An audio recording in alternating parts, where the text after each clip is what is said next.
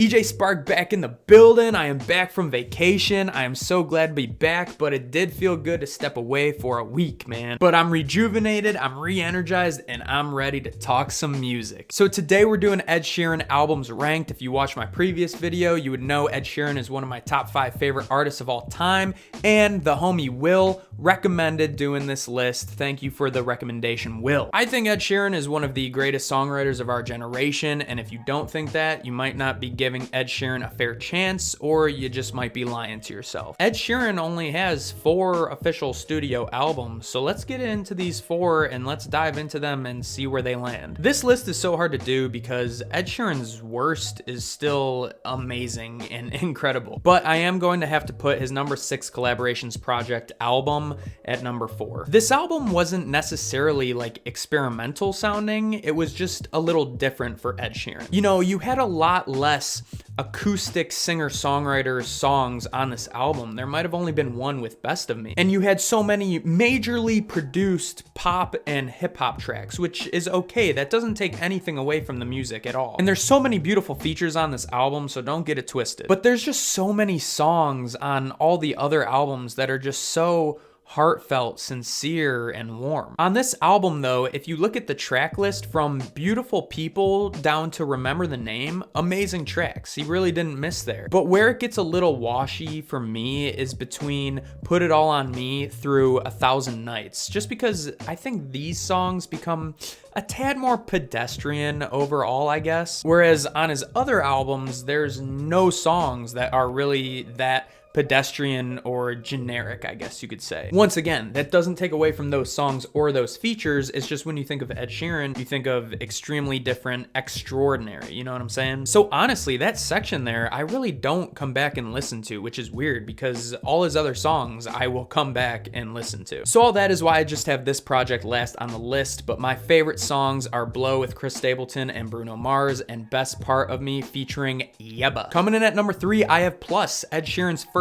official studio album. I would say this album is his most singer-songwriter feel, and you can tell that he's definitely younger on this project, but extremely mature for his age. But how sincere and truthful he's being on this album for his age is just unreal. Between the truths of the A-Team and Drunk and Lego House and the upbeat fun records like You Need Me and The City, the album is just so full of life and heartfelt music. There's a reason he's one of the best songwriters of all time, and this being his debut album helps prove it. This album is just so nostalgic in every way, and I don't know if it's necessarily because it's just sonically is or because it came out about a decade ago and the music is just nostalgic for all those people that heard this album a decade ago. But I think this album set Ed Sheeran apart from many other artists, and it definitely helped him blow up a lot. I mean, who could forget, you know, Rupert Grint, aka Ron Weasley, was in the Lego House music video. So it's fun, it's different. My favorite songs were A-Team and Lego House. Coming at number 2,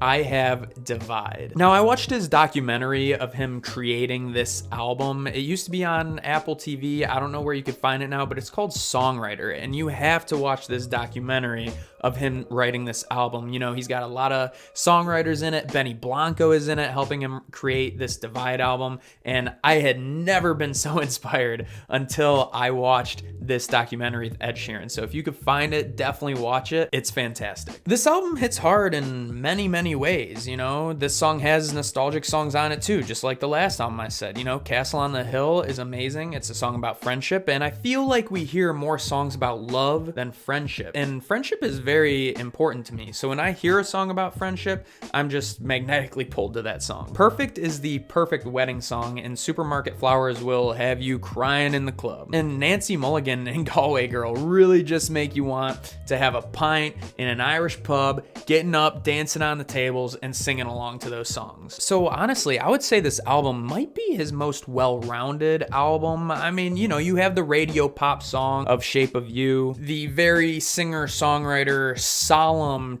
love track of How Would You Feel, and just everything in between. And I really felt like Ed Sheeran spoke from his heart, from his roots on this album. He talked about friendship a lot, his hometown a lot, and of course love as a topic that Ed Sheeran touches upon so very well well. Just a great album, and I think the way he rolled this album out was amazing, the marketing for it. So he also went on tour for this album, which I saw. You all know he's a one-man band. He just has his guitar, a loop pedal.